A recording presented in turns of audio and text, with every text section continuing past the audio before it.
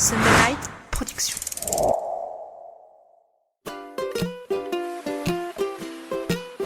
Bienvenue sur Mordu, le podcast des passionnés de glisse et d'outdoor. Mordu, mais aïe! Bonjour à tous, bienvenue sur Mordu, le podcast des passionnés de glisse et outdoor. Je suis Mathieu et aujourd'hui nous partons à la rencontre de Sarah Hoeflin, championne olympique en titre de ski freestyle. C'est presque un conte de fées moderne dans lequel on vous embarque.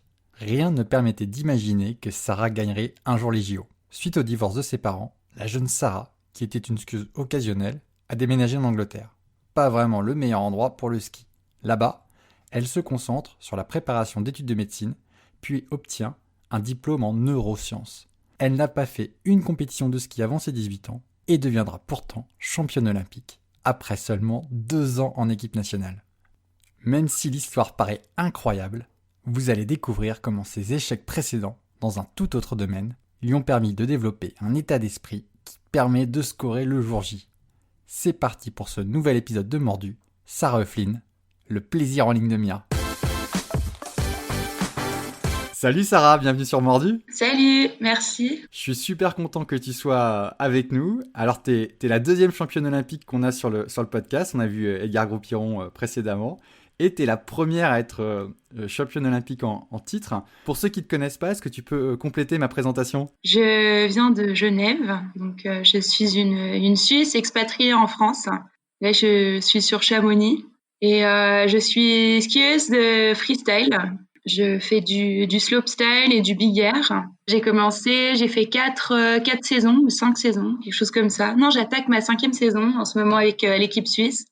Je fais la tournée des Coupes du Monde et puis j'ai eu l'occasion de faire une petite virée en Corée du Sud en 2018 pour les Jeux Olympiques d'hiver. Alors, ce que tu n'as pas dit, c'est que donc ça fait 5 ans que tu es sur le tour, tu le précisais, mais tu n'as pas 17 ans. Non, j'ai plus de 17 ans. Je vais fêter mes 30 ans là bientôt, attention.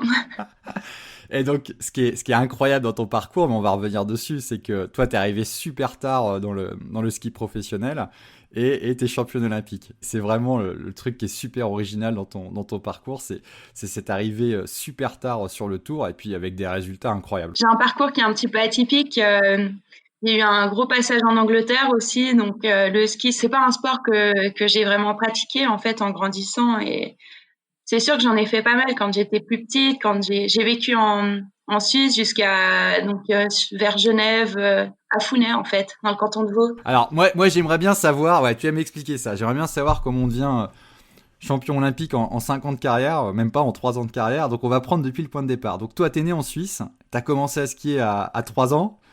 Voilà, je sais pas, on m'a souvent posé cette question. J'ai l'impression que c'est un peu l'âge auquel tu commences à skier, c'est un peu la compétition qui a commencé le plus tôt. Moi, j'en sais rien, j'ai jamais demandé à mes parents. Faudrait que je leur demande. Mais ouais, ça tourne autour de, je sais pas à quel âge on met ses enfants sur des skis. Mais ouais, autour de ça. Et du coup, j'ai toujours skié, avec mes parents, quoi. Enfin, les week-ends, les mercredis après-midi. En Suisse, on n'a pas l'école, donc des fois, on allait skier, quoi. Puis c'est tout, j'ai jamais fait partie d'un club. Donc t'as fait ça de 3 à 12 ans et t'as fait des compétitions quand même ou Non, jamais. J'en avais fait une, mais juste sur un coup de tête. J'étais à Méribel, je partais souvent à Méribel avec ma mère et mon beau-père parce qu'on a des potes suisses qui ont un chalet là-bas, puis on s'éclatait trop et tout. On faisait des trucs débiles. Puis ils ont trois enfants, trois mecs, et puis moi j'ai 2 frères, donc j'étais tout le temps autour de plein de mecs qui faisaient des trucs débiles à ski, puis on s'éclatait comme ça.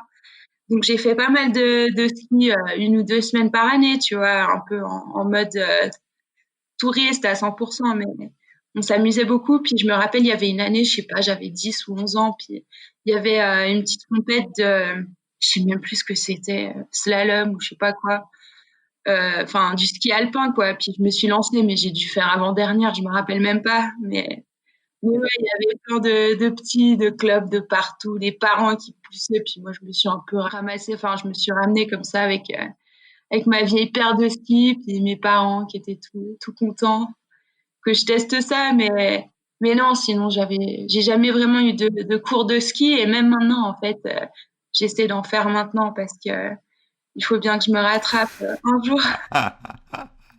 Ah, magnifique. Donc ça, c'est 3 à 12 ans en Suisse. Ensuite, c'est là où bon, l'histoire, elle est rigolote. C'est que du coup, tu pars en Angleterre. Voilà, donc mes parents sont séparés quand j'étais petite. Donc mon papa, il a toujours vécu à Genève. Donc j'ai toujours eu ce lien avec la Suisse, avec Genève, parce que je revenais assez souvent pour voir mon père et ma famille, mes grands-parents, mon oncle, ma tante, cousins et tout, puis des potes. Mais sinon, ma mère et mon beau-père, en fait, à l'âge de 12 ans, je me rappelle, on était dans un petit café comme ça, puis avec mes deux frères, ils nous ont dit, bon, j'ai une grosse nouvelle, les gars. Je crois que c'était en juin, puis ils nous ont dit, en septembre, on déménage en Angleterre. Parce que le job de mon beau-père, en fait, il a bougé là-bas, quoi. Puis c'était une nouvelle aventure pour la famille. Puis moi, j'avais pas trop compris jusqu'à ce que mon grand frère se mette à pleurer. Et c'est un truc que j'avais jamais vu. Il avait 14 ans et puis c'est un mec qui était un peu, je sais pas, il faisait du sport et tout. Il voulait pas qu'on le voit pleurer, quoi. Puis, je sais pas, il s'est mis à pleurer. Puis je me suis dit, mais c'est quoi ça? Enfin, c'est pour de vrai? Est-ce que c'est censé me faire peur? Moi, je crois que j'avais juste rien compris, quoi, quand ma mère, elle m'a dit ça. Et du coup, en voyant mon frère chialer, moi, je me suis mise à chialer aussi. Et le premier truc que j'ai dit, c'est, mais qu'est-ce qu'on va faire avec la caravane? Donc, ouais, vraiment, la petite j'avais 11 ans, quoi, paumée, qui comprend pas grand-chose, 12 ans, je sais pas. Et puis, ouais, une semaine avant de commencer l'école, et en plus, on parlait pas très bien l'anglais, quoi. Enfin, je me rappelle, on s'est un peu foutu de ma gueule quand je suis arrivée à l'école parce que je parlais l'anglais, mais pas très très bien, avec un gros accent américain. C'est mieux que l'accent français, hein, le gros accent américain. Ouais, mais c'était un peu un mix, hein. C'était un peu entre le français, l'anglais. Puis, bah, ma mère est néo-zélandaise de base et mon beau-père, il est moitié anglais, moitié américain. Donc, j'ai toujours entendu. Puis ma grand-mère, elle est anglaise. Donc, il y a toujours eu beaucoup d'anglais dans la famille, tu vois. Mais je sais pas, je refusais de parler l'anglais. Je trouvais ça une langue qui était pas cool quand j'étais jeune. Je sais pas pourquoi d'ailleurs. Mais une semaine avant d'aller à l'école, ma mère, elle m'emmène dans un magasin avec que des fringues pourries. Puis j'étais là, mais c'est quoi ça, maman? Qu'est-ce qu'on fait ici? Puis elle me dit, mais c'est ton uniforme d'école. Et je devais apprendre à mettre une cravate avec un blazer. Donc ça, c'était un peu le choc, j'avoue. Je savais pas du tout que les Anglais, ils avaient des uniformes. Mais au final, c'était pas si mal que ça parce que t'as pas besoin de penser le matin, tu te lèves, tu mets le même truc tous les jours. Donc c'était assez facile. Et puis voilà, quoi, j'ai commencé ma petite vie en Angleterre. On habitait dans un coin super paumé. C'est un petit village qui s'appelle Bushley. C'est dans le Gloucestershire. Je sais pas, c'est un endroit c'est tellement différent. Ça change tellement de Chamonix ou de Genève ou de la Suisse ou de n'importe où. Ici, je sais pas, les gens sont bizarres mais cool. Et c'est tout. Alors moi, je suis en train de voir le village des Hobbits du Seigneur des Anneaux, mais... Bah ouais, bah imagine le village des Hobbits dans Le Seigneur des Anneaux, mais sous la pluie, tout le temps. Ah bah, j'ai envie. Bah voilà, imagine qu'il pleut et puis voilà, t'as Bushley, t'as le Shire, c'est ça quoi. Alors, ce qu'il y a pas sur la carte postale, hein, dans ce coin-là, ou en tout cas je l'ignorais, c'est des montagnes. Bah non, alors ça t'en trouveras pas, c'est sûr. Non, mais l'Angleterre, tu fais pas de ski quoi. Mais le truc qui est vraiment sympa, je vais te dire, c'est que les Anglais, ils sont pas du tout comme les Suisses. J'ai l'impression qu'en Suisse, tu vois, on a la montagne à côté de chez nous, on est tous blasés, on s'en fout de faire du ski, tu vois, parce qu'on peut y aller tous les week-ends. Les Anglais, mais c'est autre chose, mec. Ouah, tu vas faire du ski, allez, c'est tellement cool, viens, on va mettre des vidéos avant de partir faire du ski. On va aller boire des bières, on va tout faire, quoi. Ils adorent le ski, les Anglais. C'est vraiment le gros truc pour eux.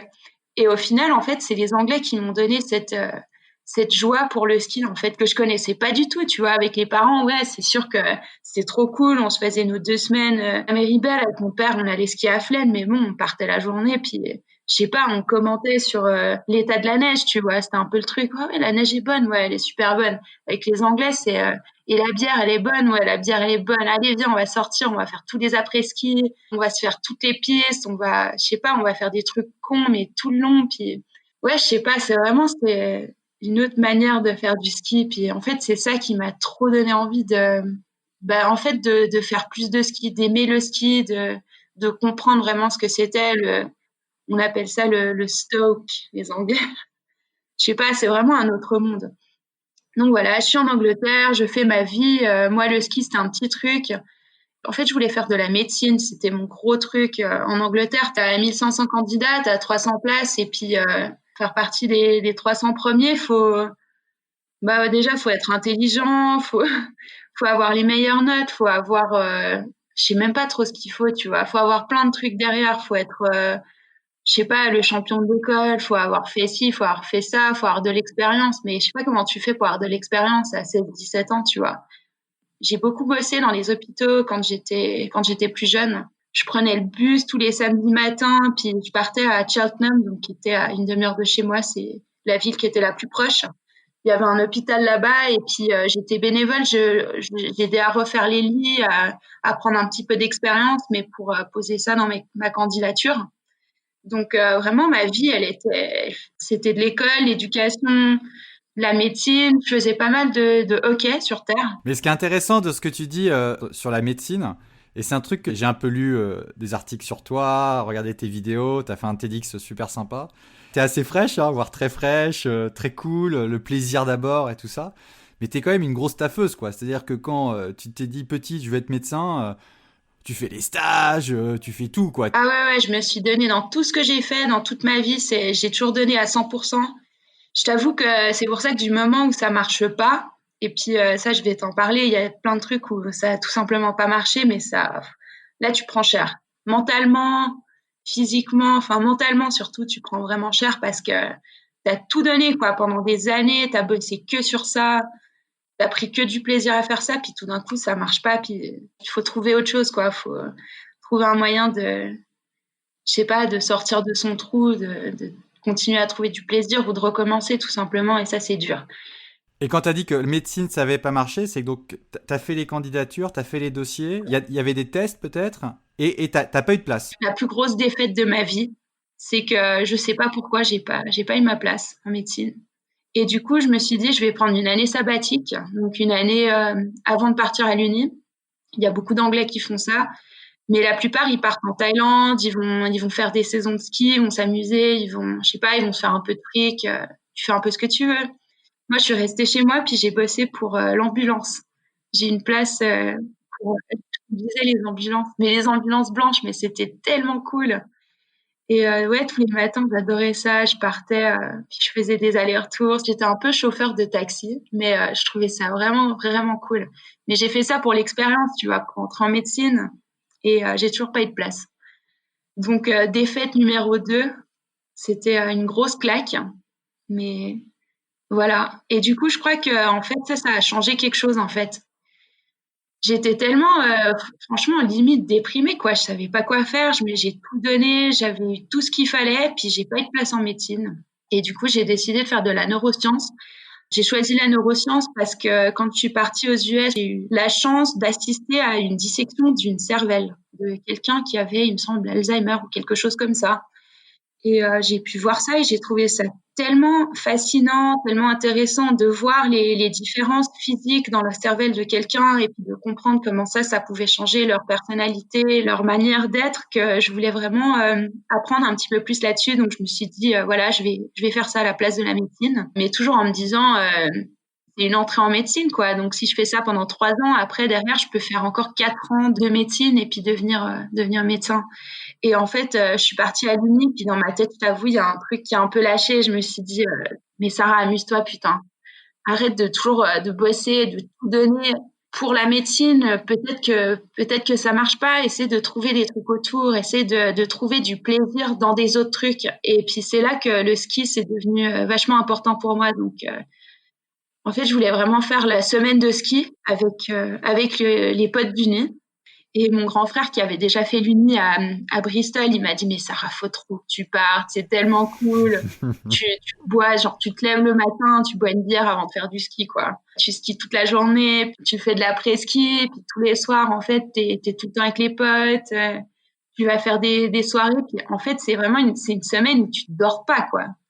tu skis, tu fais la fête, tu skis, tu fais la fête, tu t'amuses, tu découvres des trucs. Et puis là, j'ai rencontré tout le monde, quoi. En décembre, on est parti à Tignes. On avait de la puff de malade toute la semaine. Il n'a pas arrêté de neiger. C'était la meilleure semaine de ma vie, je crois. Ouais, c'est là que ça a commencé, tu vois, que j'ai découvert le plaisir du ski, on va dire. Le gros plaisir du ski. En fait, j'avais des potes qui m'ont vu faire des 3-6 en bord de piste, tu vois. Mais c'était pourri, quoi. Moi, j'appelais encore ça un hélicoptère. 9 fois sur 10, je me prenais des gros crashs. Je savais pas du tout ce que je faisais, mais il y a un gars qui m'a dit, il s'appelle Alex, il m'a dit, mais putain, Sarah, tu fais des 3-6. Mais ouf, faut que tu fasses des compétitions. Parce que déjà, les filles en compète de ski freestyle, il y en a pas beaucoup. Mais avec un 3-6, tu gagnes. J'étais là, non, mais t'es sérieux? C'est quoi ces compètes de freestyle? Je connais pas du tout. C'est là qu'ils m'ont un peu, je sais pas, qu'ils m'ont emmené dans le parc la toute première fois, puis ils m'ont dit, mais teste, allez, vas-y. Donc la première fois que tu allais dans un parc, c'est à Tignes, là, c'est ça? Ouais, en fait, je me suis trompée. La première année, on n'était pas parti à Tignes, on était parti aux Deux Alpes. Tignes, c'était le deuxième camp. Donc première fois que tu rentres dans un parc, c'est dans le parc des Deux Alpes. C'est ça, ouais. Mais c'était un truc de dingue, quoi. Enfin, bon, je faisais que les petits kicks, hein. Moi, je connaissais pas très bien. Puis, je me rappelle du moment où il m'a expliqué, mon pote, que t'as un saut, après c'est plat, et après t'as la réception. Donc, tu pars du saut et t'es censé atterrir sur la récep. Donc, le bout qui descend. Et moi, je savais même pas. Enfin, je t'explique juste à quel point je connaissais pas, quoi. J'avais jamais regardé du ski, j'avais jamais regardé des sauts, j'avais pas regardé de, je sais pas, il y a plein de sports, tu vois, avec des sauts et j'ai jamais regardé ça de ma vie. Et du coup, ouais, c'est lui qui m'a dit, mais va un peu plus vite, tu vois, parce que moi, je me posais toujours sur le plat. On appelle ça le nôle. Il m'a dit, mais il faut que tu ailles plus vite parce qu'il faut que tu atterrisses sur la récep. Donc voilà, j'ai fait des petits 3-6 et tout. Puis, je sais pas, après ça, il m'a dit, mais meuf, faut que tu fasses des compètes, tu vas gagner. Puis si tu gagnes une paire de skis. Et ça, c'est le truc qui l'a vendu pour moi, c'était de gagner une paire de skis. Parce que j'avais toujours du matos pourri, tu vois, des vieux trucs. J'avais des chaussures qui me faisaient super mal, qui appartenaient à une grande tante des années, je vais dire 90, pas 90, mais des années, enfin, de quand j'étais petite, tu vois. Et ouais, je sais pas, ça m'a tellement donné envie de continuer le ski, d'être forte à quelque chose. Je sais pas, de gagner quelque chose. Pour moi, c'était encore jamais vraiment arrivé dans ma vie, tu vois. Donc tu fais ta première compète, tu la gagnes, t'as gagné ou pas la paire de skis? Ouais, j'ai gagné une paire de skis, mes premiers twin tips, je les adorais. Tu gagnes cette paire de skis, mais je vais rembobiner un petit peu là. Donc toi, t'es en Suisse de 3 à 12 ans, tu skis tranquille avec tes parents le week-end. Tu pars en Angleterre, un seul objectif, devenir médecin. Tu fais tous les stages et tout ça. Au final, ça marche pas trop. Tu vas au ski club et entre deux cuites, tu fais 2-3 hélicoptères 3-6. Tu gagnes ta première paire de skis.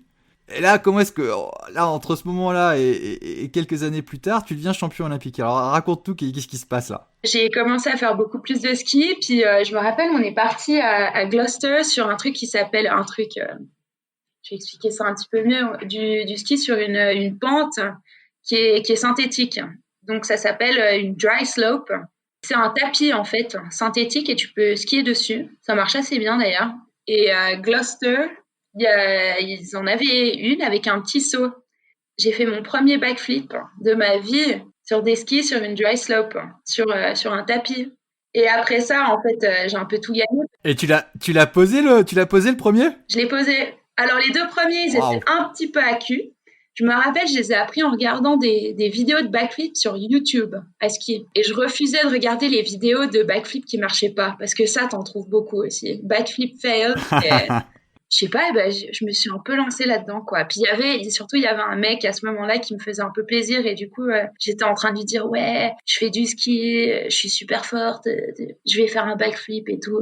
Ouais, bon, au final, c'est un mec que j'ai plus jamais revu, quoi. Mais je sais pas, Mais t'as posé ton backflip. Mais j'ai posé mon backflip et du coup, ça m'a quand même bien servi parce que quand j'ai fini mes 3 ans de neurosciences, j'avais qu'une envie, c'était de faire une saison de ski.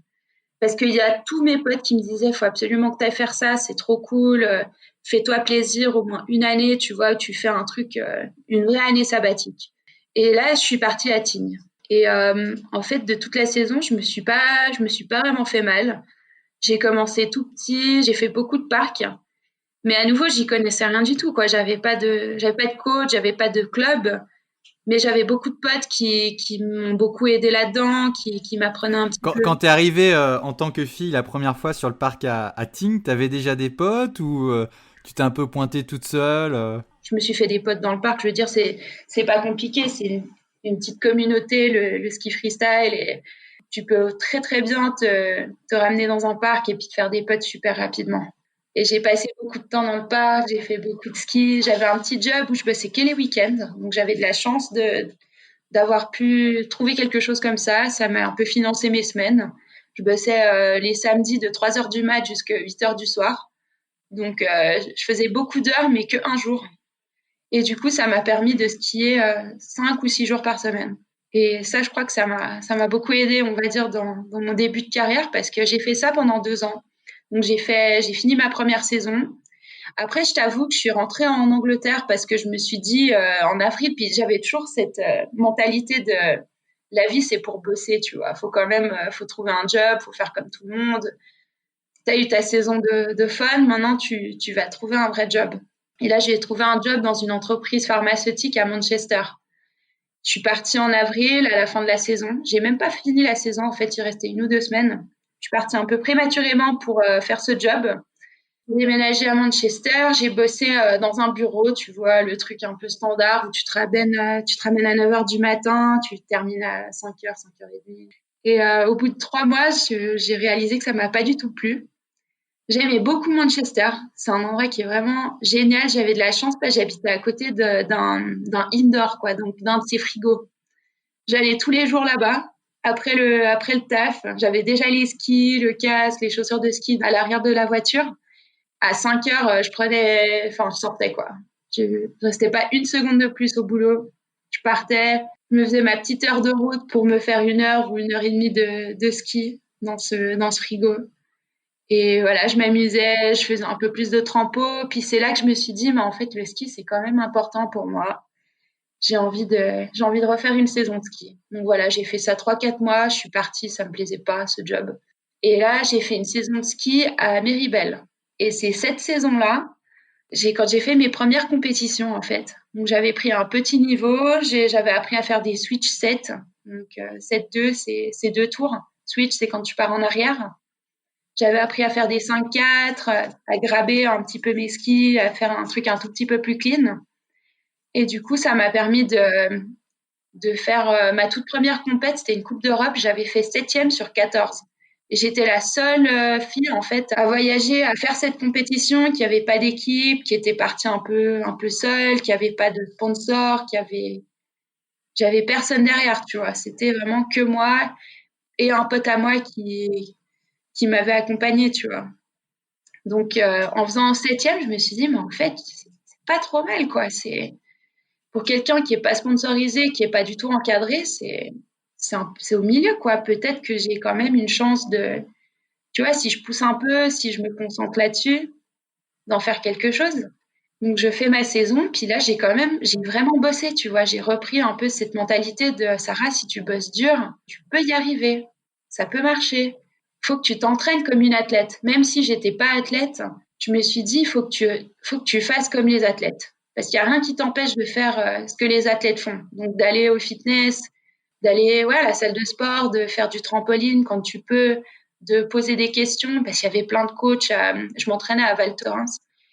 Et de demander un peu au coach, tu vois, avec qui j'étais super bonne pote, un peu des conseils, comment tu fais ces tricks, de demander aux petits, aux plus petits. Il y avait des fois des tout jeunes, des petits gosses de 10, 11 ans qui faisaient des tricks beaucoup mieux que moi, puis du coup, de pas avoir peur de leur demander, mais comment tu fais ça, comment tu réceptionnes, comment tu fais pour graber ton ski de cette manière, comment ça s'appelle, ce grab et tout. Et j'ai fait ça. Faut juste pas avoir peur des fois de poser des questions un peu qui paraissent un peu stupides, mais au final ça a marché. Et j'ai fait la deuxième compétition, c'était un autre contest à Valto. Donc j'étais chez moi, je l'ai faite parce que c'était la vallée à côté de Méribel. Je me suis dit voilà, après ma première compétition, que ça pouvait pas être plus mal que ça de tester. Et j'ai de nouveau fait, je crois que j'ai fait 7e à nouveau sur, nouveau, je sais pas, 14, 15 filles. Et là, il y a le coach de l'équipe suisse qui m'a repéré en fait, qui est venu vers moi, qui m'a dit «Ah, mais t'es suisse, tu fais du ski, tu sors d'où?» Puis il m'a dit «Mais tu veux joindre l'équipe suisse de ski?» Et il me sort ça, comme ça. Genre, c'était juste une porte qui s'est ouverte d'un coup, quoi. Et c'était le début de ma carrière, c'était ça. C'était en janvier-février 2015. Donc ça continue, je finis ma saison. Hein. J'étais pas encadrée jusqu'au mois de mai parce que c'est là que la nouvelle saison commence.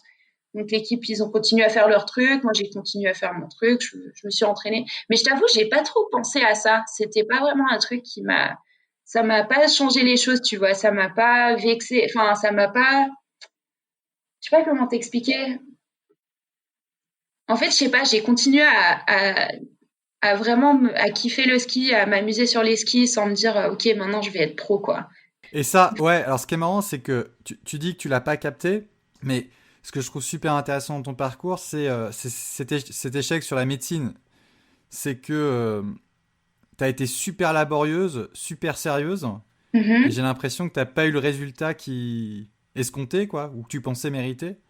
Et est-ce que tu penses que cette première expérience fait que quand les choses ont commencé à fonctionner en ski, tu t'es dit, bon, reste dans le plaisir. Si t'es dans un effort trop sérieux, trop laborieux, ça va pas coller, donc essaie de rester dans le plaisir. C'est quelque chose que tu avais conscientisé ou c'est un truc, comme tu le dis, que tu ressentais mais que tu n'avais pas forcément rationalisé? Ah ouais, tout à fait. Mais je t'avoue que ça, ce que tu viens de dire, c'est tout à fait juste. Mais cette pensée, en fait, elle est venue un petit peu plus tard. Parce que, bah, la raison, c'est parce que j'ai fait, donc l'été 2015, j'étais avec l'équipe suisse. Et là, j'ai vraiment tout donné. À nouveau, c'était comme en médecine, enfin, avant la médecine, comme à l'école. J'ai tout donné, je bossais tout le temps, en fait, j'en faisais trop. Et même mes coachs, ils me disaient, mais Sarah, faut que tu te calmes, faut que tu prennes des journées de repos. Et moi, j'étais là, mais non, t'es malade. Déjà, je suis déjà vieille. J'avais 24 ans, tu vois. Donc, c'était vieux, hein, quand même, 24. C'est un peu l'âge. Alors, on remet en perspective pour les gens qui écoutent, hein, qui ont peut-être une moyenne d'âge de 30 ans, c'est que 24 ans, c'est pour le freestyle, que ce soit en ski, en skate, en tout, effectivement, c'est fin de carrière, enfin pas fin de carrière, mais c'est vraiment le pic, Mais quoi. c'est ça, c'est que pour tous les autres, 24 ans, t'es en fin de carrière. Et moi, je commençais, tu vois. Du coup, je refusais, en fait, de prendre des journées de repos et tout. Je prenais beaucoup de niveaux. C'est pour ça aussi, je me suis dit, j'ai pas besoin de jours de repos parce que je prends tellement de niveaux que j'en ai pas besoin, tu vois. Et du coup, bah, j'ai continué à pousser. Et là, je me disais vraiment, c'est bon, je vais devenir pro. Là, je commençais vraiment presque à devenir plus forte que les filles qui étaient chez Red Bull, qui avaient tu vois, des gros sponsors, qui faisaient ça tout le temps. Je commençais à les dépasser.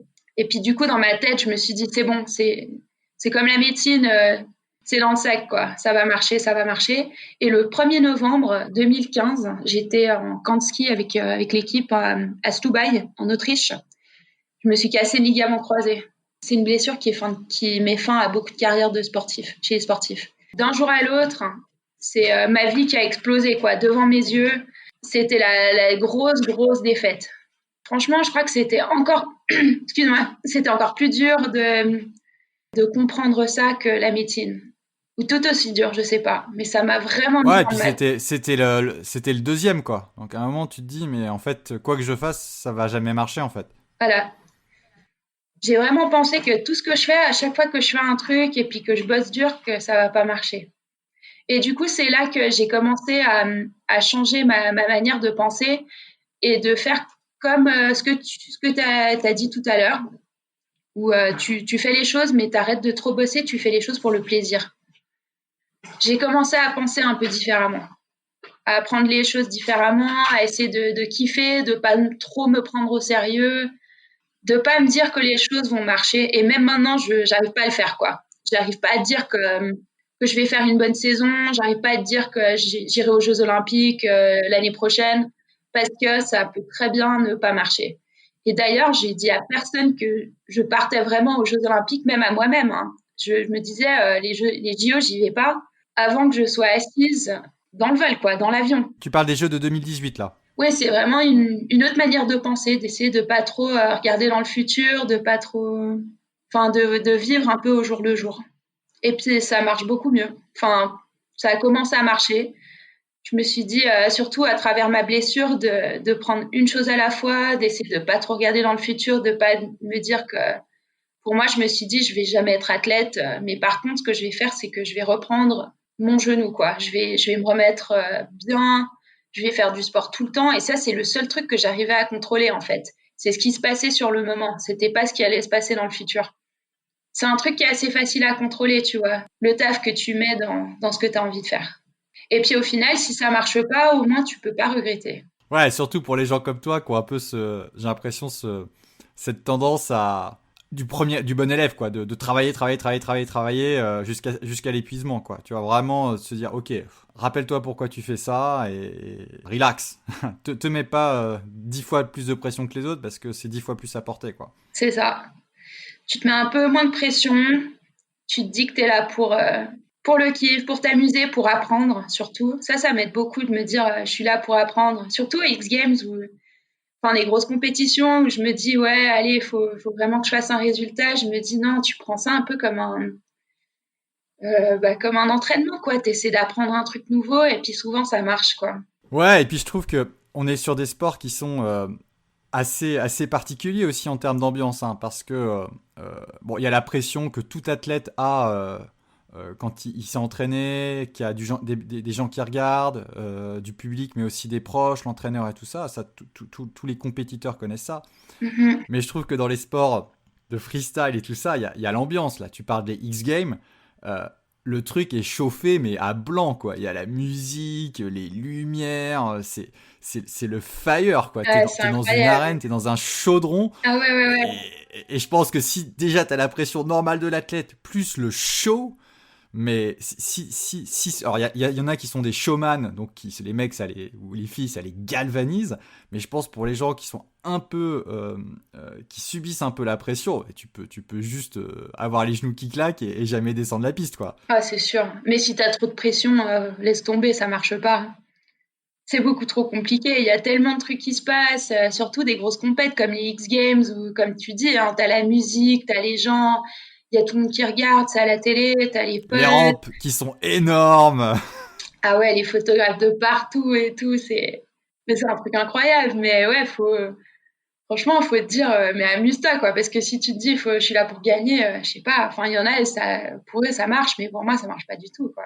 Comme la première scène de ski à l'université où t'es juste avec les potes et tu fais ça pour Ouais, rigoler, c'est quoi. ça. Puis c'est là que ça passe parce que, je sais pas, tu t'es peut-être un peu plus concentré aussi parce que, je sais pas, parce que tu penses vraiment que au ski, puis tu penses pas à gagner, quoi. Tu penses pas aux résultats, tu penses pas au futur, aux réseaux sociaux, à ce que ça va donner après. Tu penses vraiment que au moment où tu vas faire du ski, tu penses que à ton tricks.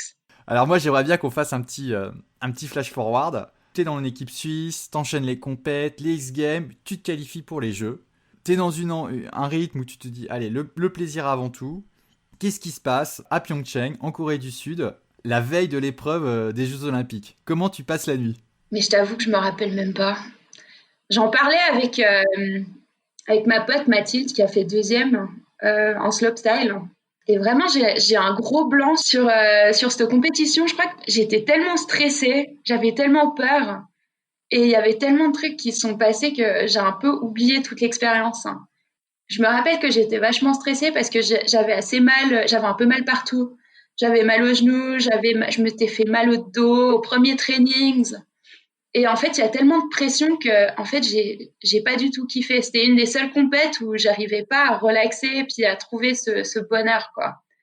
Et le soir avant la compète, je crois que j'ai pas très bien dormi. Il me semblait que j'avais bien dormi, mais en fait, j'avais retrouvé la conversation que j'avais eue avec mon copain qui était pas venu sur WhatsApp. Et puis on s'était engueulé parce que il fallait que je fasse mon paiement pour le logement qu'on a ici à Chamonix.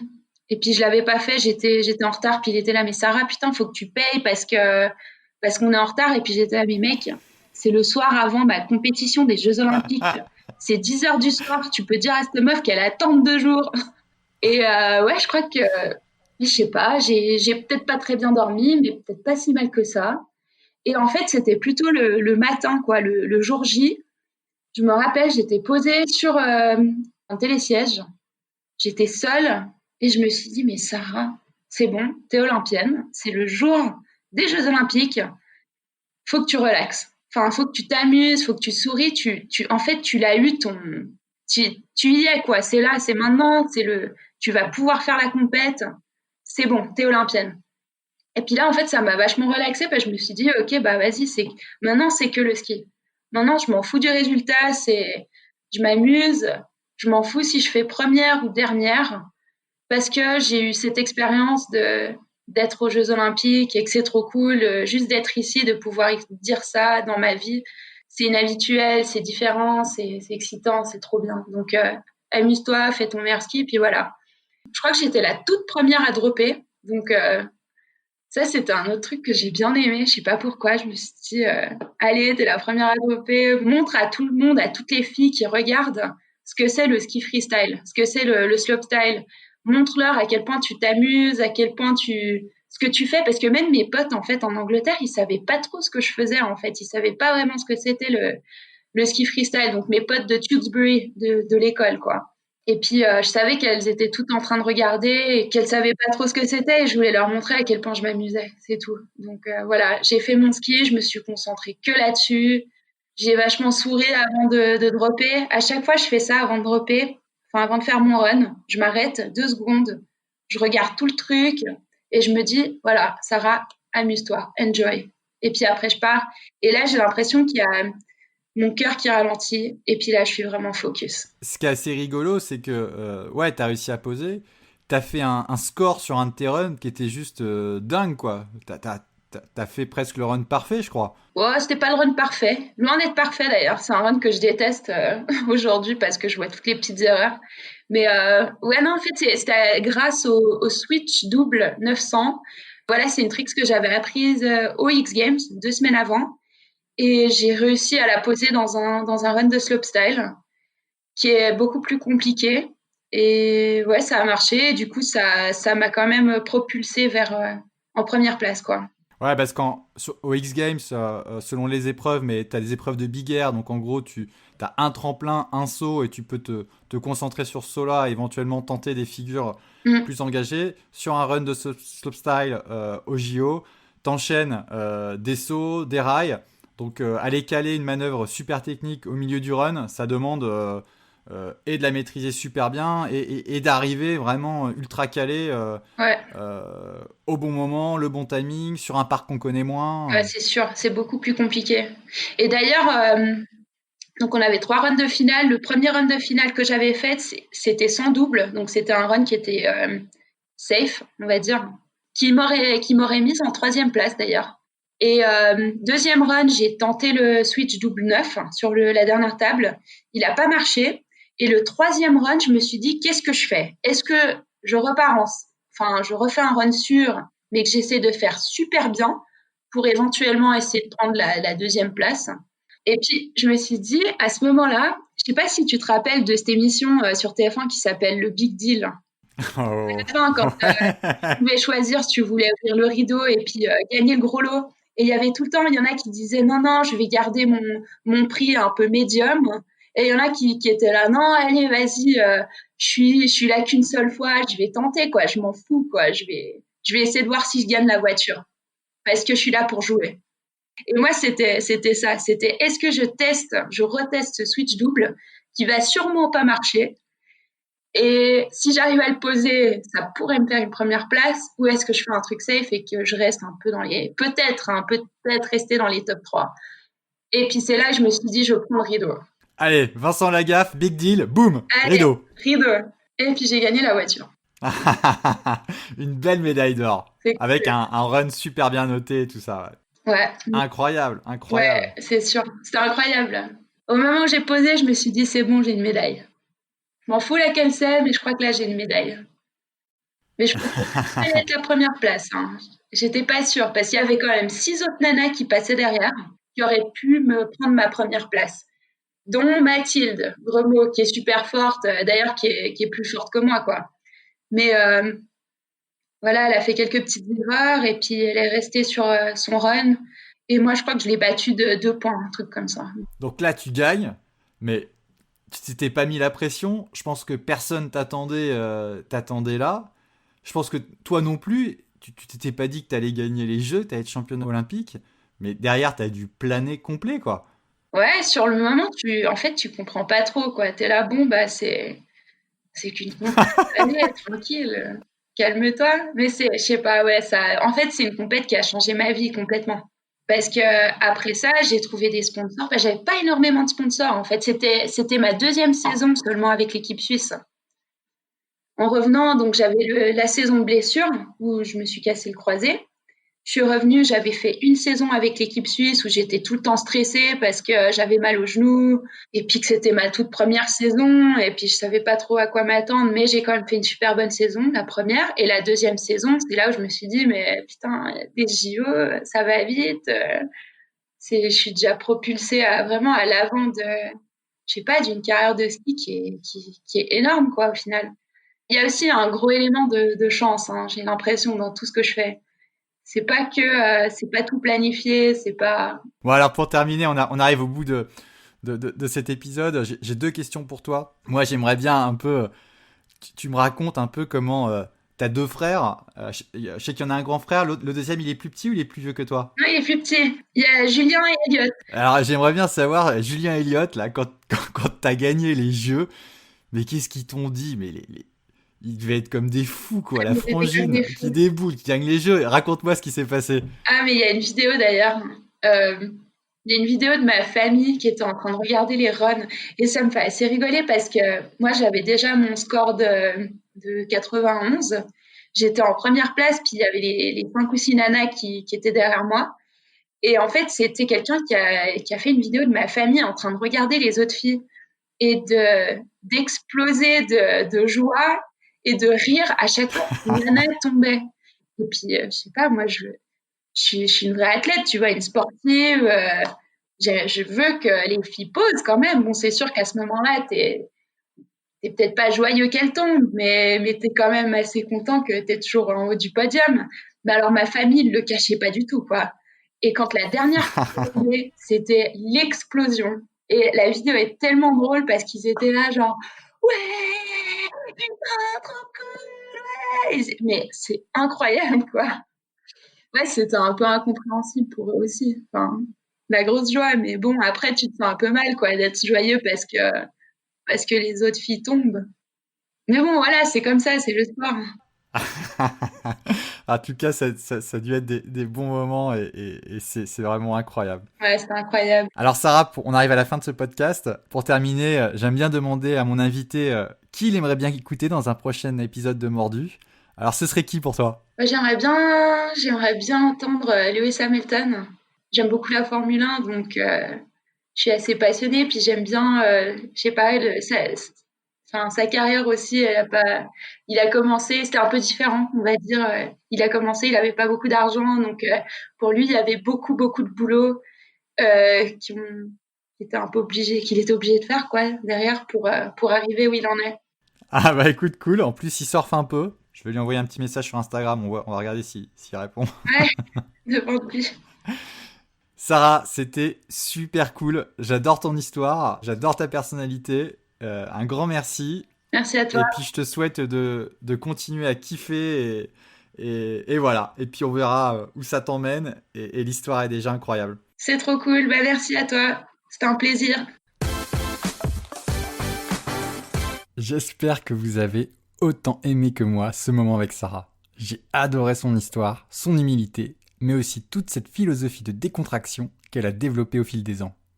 Si vous avez aimé cet épisode, je vous conseille vivement d'écouter les épisodes précédents avec Edgar Gros-Piron ou Kevin Rolland, 2 autres champions de ski freestyle. On se retrouve dès la semaine prochaine avec un nouvel épisode de Tendance Ride. Un grand merci à tous, vous êtes chaque semaine plus nombreux à nous écouter. Pour les nouveaux ou ceux qui ne l'ont pas encore fait, merci de nous mettre 5 étoiles sur Apple Podcast, ça nous aide énormément à gagner en visibilité. À très vite sur Mordu. Sunlight Production.